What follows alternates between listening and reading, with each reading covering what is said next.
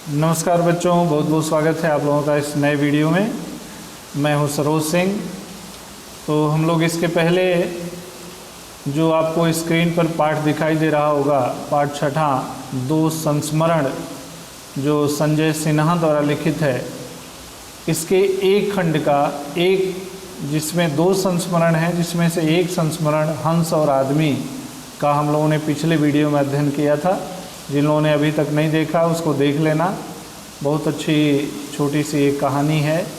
और इसके बाद आज हम लोग चलते हैं दूसरा जो पाठ है, दूसरा जो खंड है, इसका दूसरा संस्मरण है, इसको हम लोग पढ़ते हैं, जिसका नाम है आत्मीय रिश्ते।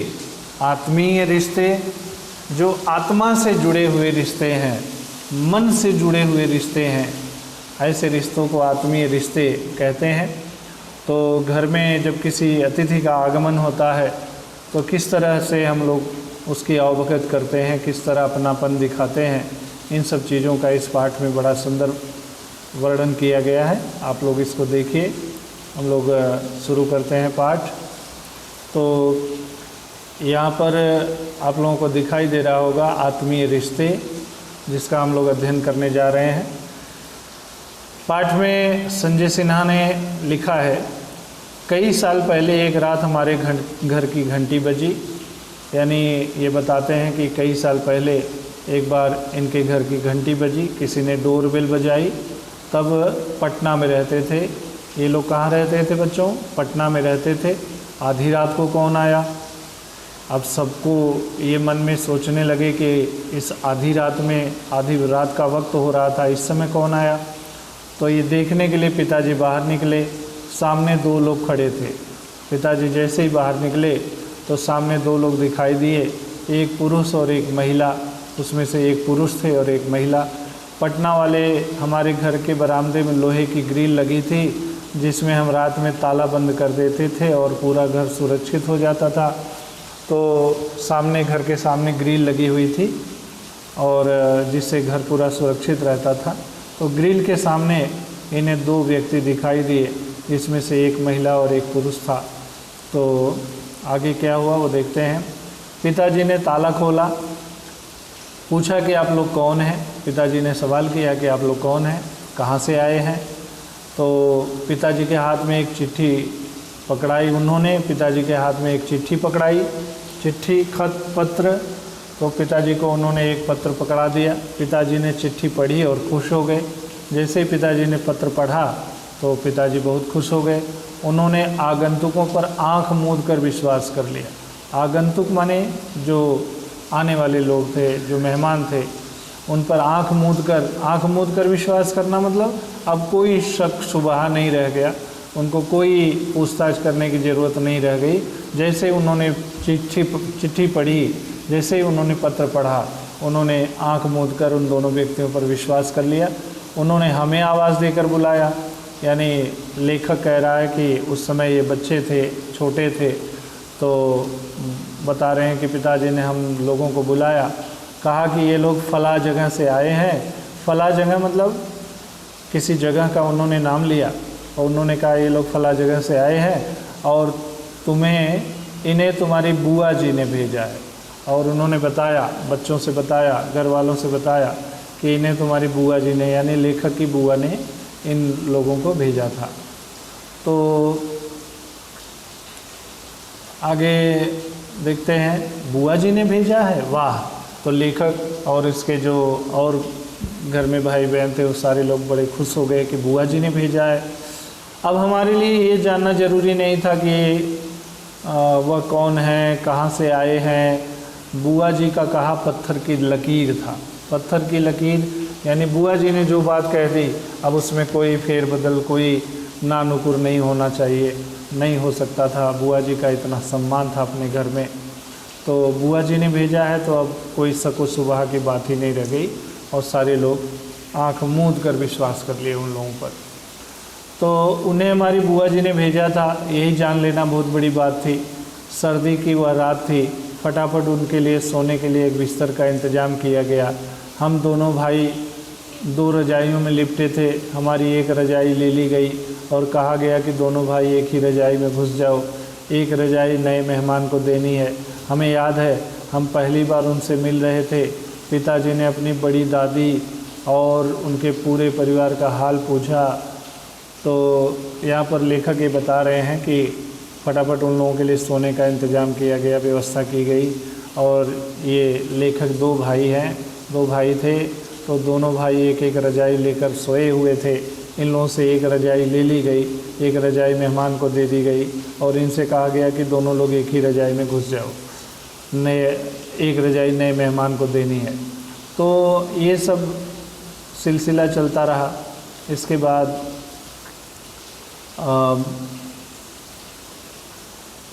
हमें याद है कि हम पहली बार उनसे मिल रहे थे। पिताजी ने अपनी बड़ी दादी और उनके पूरे परिवार का हाल पूछा।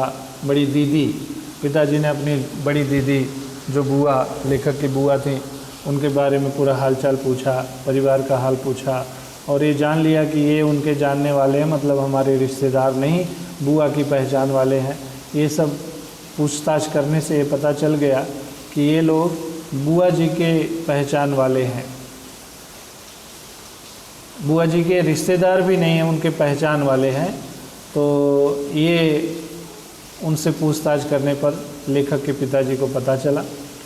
आने वाली महिला की तबीयत थोड़ी ख़राब थी और पटना मेडिकल कॉलेज अस्पताल में उनका इलाज होना था। ये लोग उनमें से जो दो लोग आए थे उनमें से एक महिला थी और उस महिला की तबीयत ठीक नहीं थी, तबीयत ख़राब थी और ये लोग पटना मेडिकल कॉलेज में उसका इलाज कराने के लिए आए थे। जो पुरुष था वो अपनी महिला को, अपनी पत्नी को लेकर पटना मेडिकल कॉलेज में इलाज कराने के लिए आए थे। चूँकि वह मेरी बुआ जी को जानते थे और बुआ जी के छोटे भाई का परिवार पटना में था, इसलिए ये तो सोचने की बात ही नहीं थी कि वे लोग कहाँ रहेंगे। और चूँकि ये जो आगंतुक आए थे ये लोग हमारी बुआ को जानते थे और बुआ जी के छोटे भाई पटना में रहते थे, इसलिए अब उनको कोई टेंशन नहीं थी, कोई परवाह नहीं थी कि पटना में जाएंगे तो कहाँ रहेंगे। बिना किसी पूर्व सूचना के वे हमारे घर चले आए। उनकी ट्रेन आनी थी शाम को, लेकिन ट्रेन के टाइम में से न चलने का बुरा कौन मानता है। तो चूँकि ये बुआ जी के पहचान वाले थे और इनको पटना में आना था, तो बुआ जी ने उनको बताया कि मेरा भाई पटना में रहता है, अब आपको टेंशन लेने की, चिंता करने की कोई ज़रूरत नहीं है। और ये लोग बिना बुलाए, बिना पूर्व सूचना दिए, बिना पहले से सूचना दिए चले आए, ट्रेन पकड़ कर आए और ट्रेन लेट हो गई। आनी थी शाम को लेकिन आधी रात को आई, लेकिन ट्रेन के लेट आने का बुरा कौन मानता है।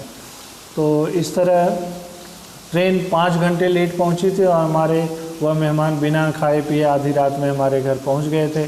तो ट्रेन भी 5 घंटे लेट थी और बिना खाए पिए वे लोग हमारे घर पहुंचे। तो उनके लिए फटाफट खाना बना, सोने का जुगाड़ हुआ और सुबह उन्हें अस्पताल पहुंचाने का भी जुगाड़ हुआ। तो ये सब उनके लिए सारी व्यवस्था की गई। जुगाड़ माने व्यवस्था। वे कोई सप्ताह भर हमारे घर रहे। हम सब खूब घुल मिल गए। हम रोज़ ठहाके लगाते, साथ खाते और पूरी मस्ती करते। ऐसा लग रहा था मानो हम सदियों से एक दूसरे को जानते हो। तो लेखक ये बता रहे हैं कि वे लोग लगभग 1 सप्ताह तक हमारे घर पे रहे। सारे लोगों के साथ वे लोग खूब घुल मिल गए और खूब हंसी मजाक होता, खूब मस्ती होती, ठहाके लगते। ऐसा लगता था जैसे हम लोग उन्हें सदियों से जानते हों। और बुआ जी ने तिल की मिठाई भेजी थी।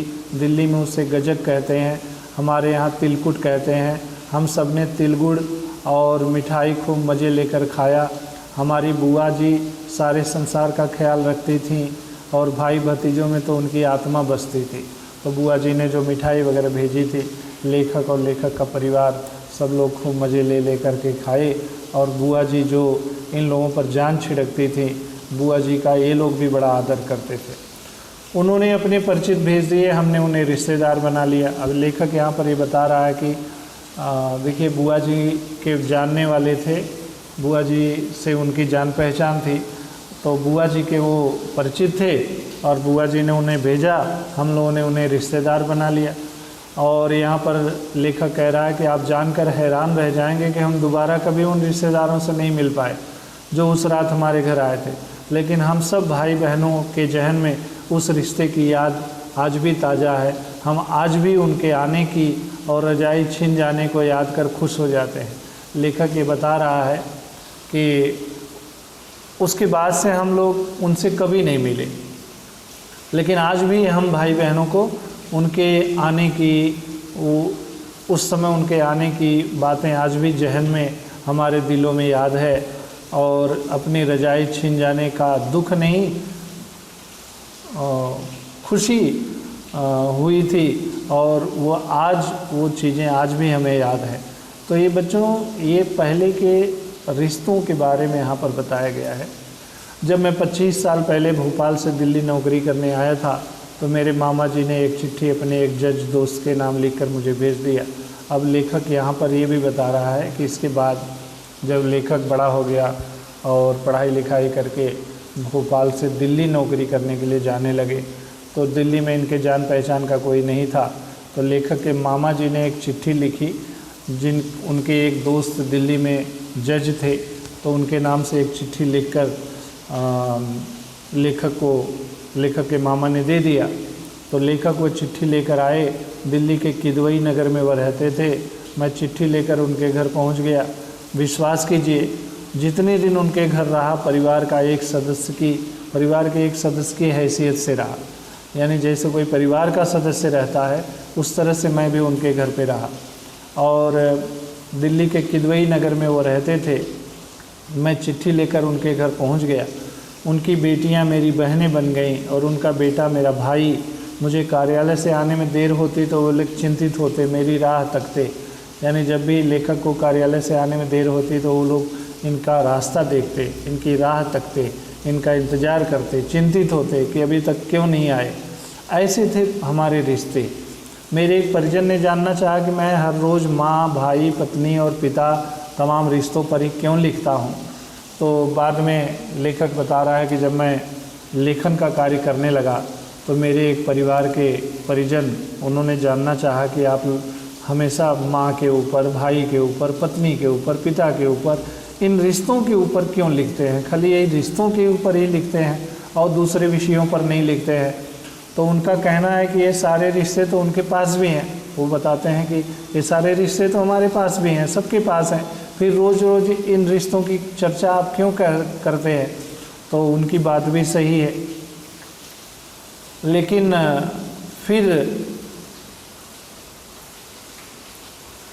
लेकिन फिर मैं जब सोचने बैठता हूँ, लेखक कह रहा है कि जब मैं सोचने बैठता हूँ तो यही सोचने लगता हूँ कि क्या सबके पास रिश्ते हैं, क्या सचमुच रिश्ते हैं।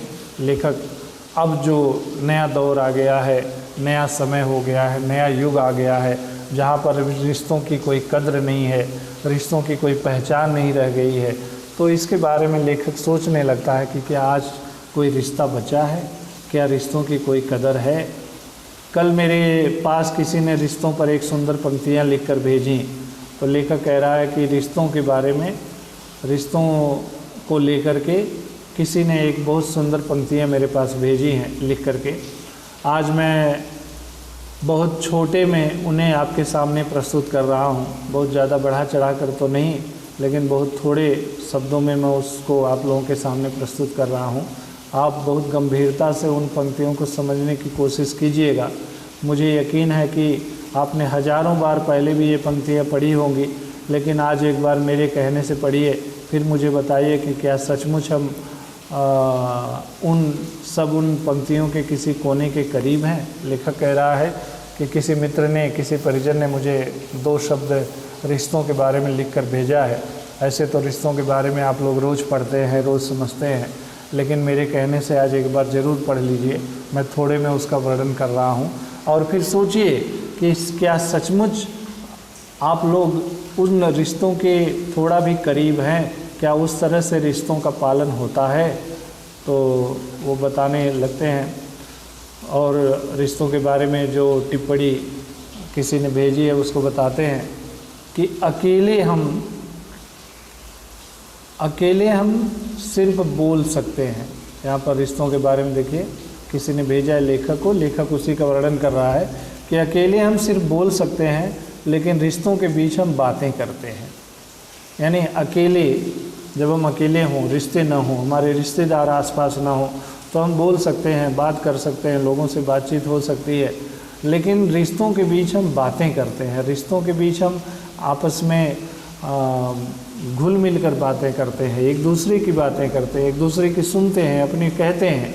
और अगर रिश्ते ना हो तो हम केवल बोलते हैं, हम बात नहीं करते हैं। और अकेले हम मज़े कर सकते हैं, लेकिन रिश्तों के बीच उत्सव मनाते हैं। जब हम अकेले हैं तो खुशियाँ आने पर हमें मज़ा आ सकता है, आनंद आ सकता है, लेकिन जब रिश्तों के बीच में रहते हैं तो हम उत्सव मनाते हैं, उसका जलसा मनाते हैं, यानी वो त्यौहार बन जाता है। कोई भी खुशी का मौका आ जाए तो हमारे लिए एक त्यौहार बन जाता है। अकेले हम मुस्करा सकते हैं, लेकिन रिश्तों के बीच हम ठहाके लगाते हैं। अकेले होने पर यदि हमारे जीवन में कोई खुशी आई तो हम मुस्करा सकते हैं, अंदर ही अंदर खुश हो सकते हैं, लेकिन जब हम रिश्तों के बीच रहते हैं तो ठहाके लगाते हैं, ज़ोर ज़ोर से हम अपनी खुशियाँ प्रकट कर सकते हैं। ये होता है अकेले रहने और रिश्तों के बीच में रहने का अंतर। तो आगे और आखिरी लाइन यह है कि यह सब सिर्फ इंसानी रिश्तों में ही संभव है।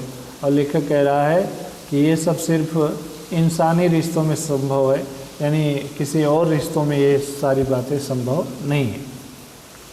तो मैं रोज़ रोज़ रिश्तों की कहानियाँ सिर्फ इसलिए लिखता हूँ क्योंकि सच यही है कि आज आदमी सबके बीच रहकर भी सबसे अकेला हो गया है। बड़ा भावनात्मक बातें यहाँ पर लिखी हैं लेखक ने कि मैं रिश्तों की बातें इसलिए रोज़ रोज़ लिखता हूँ क्योंकि आज हम लोग सबके बीच रहकर भी अकेले हो गए हैं।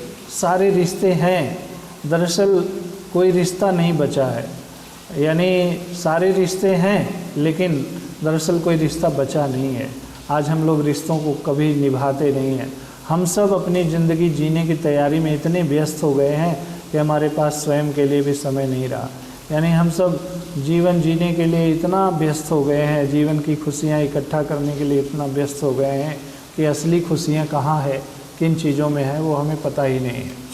अब मैं कहीं जाता हूँ तो होटल बुक करता हूँ। देखिए पहले और आज में क्या अंतर है। पहले मामा ने एक चिट्ठी लिख दी और जज के पास चले गए और जज साहब ने इन्हें अपने घर में रख लिया। उनके सारे बेटे बेटियां इनके भाई बहन बन गए। वे लोग इनकी बड़ी कद्र करते थे, बड़ी देर से आने पर चिंतित होते थे। लेकिन आज अब वो रिश्ते बचे नहीं हैं, आज वो संबंध लोगों में बचे नहीं रहे हैं। और अब लेखक कहीं जाता है तो होटल बुक करता है, पता नहीं सारे रिश्ते कहाँ चले गए। आप में अगर किसी के पास बुआ के उस पड़ोसी का कोई रिश्ता बचा हो तो आप भाग्यशाली हैं। लेखक कह रहा है कि अगर आज भी आपके यहाँ बुआ के पहचान वाले, अगर बुआ के जानने वाले आपके घर में मेहमान बनकर आते हैं तो समझ लीजिए आप भाग्यशाली हैं। आपके जीवन में रिश्तों की कदर है, आपके जीवन में रिश्ते अभी भी हैं, बने हुए हैं। और लेकिन अगर ये सब नहीं है तो मतलब आप भी अब अकेले हो चुके हैं। मैं तो अपने उसी भाग्य की तलाश में हर रोज़ मुंह उठाए आपके पास पहुंच जाता हूं। लेखक कहता है कि मैं आज भी उन रिश्तों की तलाश में मुंह उठाए रोज़ आपके सामने आ जाता हूं, यानी रोज़ कोई न कोई रिश्तों के बारे में लिख करके आपसे रूबरू होता हूं। तो इस तरह पुराने ज़माने के, पुराने समय के रिश्तों और आज के रिश्तों के बारे में लेखक ने बड़ा सुंदर व्यंग करते हुए लिखा है। तो यहाँ पर शब्द संसार है, रफ्तार माने गति, इंसानी यानी मानवी, यकीन यानी विश्वास, जहन माने समझ बुद्धि, संकट से दो दो हाथ करना मुहावरा है, मुकाबला करना, पत्थर की लकीर होना तो पक्की बात होना, कर लो भला कर भला तो हो भला, ये एक कहावत है। परोपकार से अपना उपकार होता है। यदि हम दूसरों पर उपकार करते हैं तो वो हम दूसरों पर नहीं करते बल्कि हम अपने लिए ही करते हैं। यहाँ पर देश की विशेषताएं लिखा है बच्चों, तो यहाँ पर इस पाठ में ऐसा कोई प्रश्न नहीं है, तो इसको छोड़ देंगे तो भी चलेगा। लेखक रोज़ रोज़ रिश्तों की कहानियाँ लिखते हैं क्योंकि आज पहले जैसे इंसानी रिश्ते बचे नहीं हैं, इसलिए वो रोज़ रोज़ रिश्तों की कहानियाँ लिखते हैं। हमारे भी मेहमान आधी रात घर पहुँचे तो चूँकि मेहमानों की जो ट्रेन थी वह 5 घंटे लेट हो गई थी। इनको शाम को आना था लेकिन वो लोग आधी रात पहुँचे। रजाइयों की संख्या तो इसमें आप लोग लिख सकते हैं 2। महिला का इलाज यहाँ पर हुआ तो इसको लिख सकते हैं पटना मेडिकल कॉलेज। और पाठ में आए शहरों के नाम, तो इसमें एक शहर का नाम है पटना और एक दिल्ली का भी नाम आया है। अकेले हम क्या करते हैं और रिश्तों के बीच हम क्या करते हैं। अकेले हम बोलते हैं, रिश्तों के बीच हम बात करते हैं। अकेले हम खुशियाँ मनाते हैं, लेकिन रिश्तों के बीच हम ठहाके लगाते हैं। अकेले हम मुस्करा सकते हैं, लेकिन रिश्तों के बीच इस तरह से वो बताना है। तिल से बनी मिठाइयों के नाम तो रजक और तिलकुट इनमें आया है। और कृदंत तथा तद्धित शब्द बनाइए। कृदंत और तद्धित। कृदंत बच्चों वो होता है जो क्रिया में अगर कोई प्रत्यय वगैरह जोड़ करके जब हम नया शब्द बनाते हैं तो उसको कहते हैं कृदंत। और क्रिया के अलावा अगर कोई शब्द होता है उसमें अगर हम प्रत्यय लगाकर उससे नया शब्द बनाते हैं तो उसको हम कहते हैं तद्धित। तो इसमें बहुत सारी क्रियाएं हैं, बचना, उड़ना, मांगना, चलना, और इसी तरह सजना, लिखना, बैठना, दौड़ना, ये सब क्रियाएं हैं। और इसमें अगर हम कुछ उपसर्ग लगा करके, प्रत्यय लगा करके इससे नया शब्द बनाते हैं तो उसको हम कहेंगे कृदंत। और जो बाकी शब्द हैं जैसे मानव और व्यक्ति, संस्कृति, अधिकार, शिक्षा और इच्छा, क्षण, आत्मा, ये जो बाकी जो शब्द हैं उसमें अगर हम कोई उपसर्ग प्रत्यय लगाकर नया शब्द बनाते हैं तो उसको हम कहते हैं तद्धित। जैसे मानव में ईय लगा दिए तो हो गया मानवीय, ये है तद्धित। और इसी तरह बचना में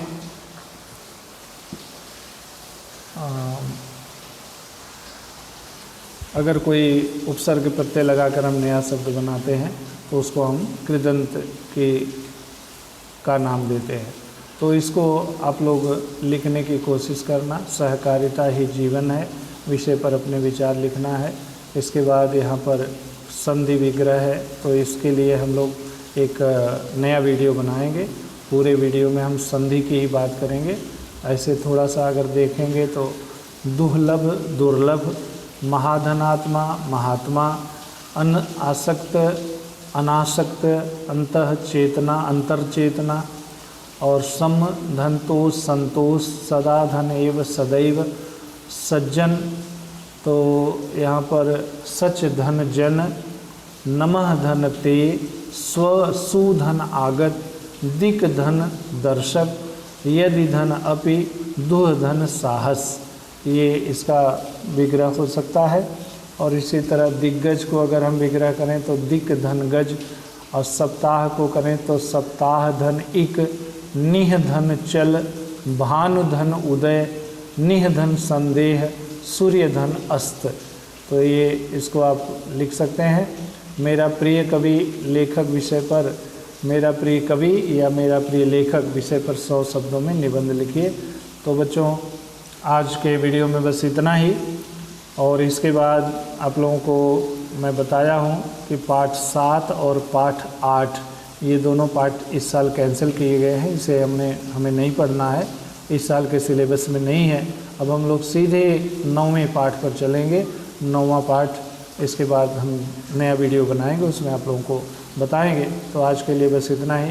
बहुत बहुत धन्यवाद।